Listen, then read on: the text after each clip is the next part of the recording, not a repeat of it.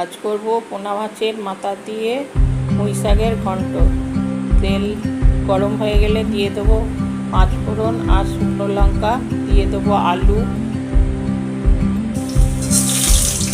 একটু ভেজে নিয়ে দিয়ে দেবো কুমড়ো। আলু আর কুমড়ো একটু ভাজা ভাজা হয়ে গেলে দিয়ে দেবো থেতো করা রসুন। রসুনটা একটু ভাজা ভাজা হয়ে গেলে দিয়ে দেবো পেঁয়াজ কুচি।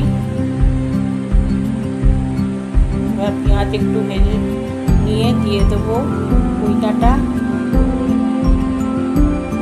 এবারে এগুলো সব একসঙ্গে একটু ভাজা হয়ে গেলে দিয়ে দেবো আদা কাঁচা লঙ্কা বাটা,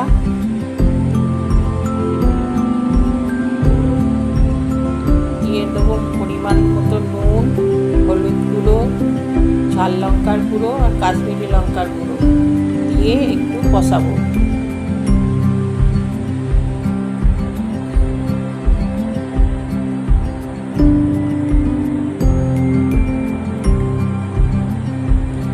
কষানো হয়ে গেলে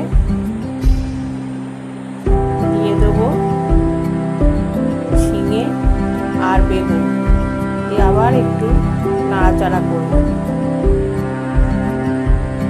দিয়ে দেবো পুঁই শাকের পাতা। সবটা একসঙ্গে নাড়াচাড়া করে একটু ভেজে নেব।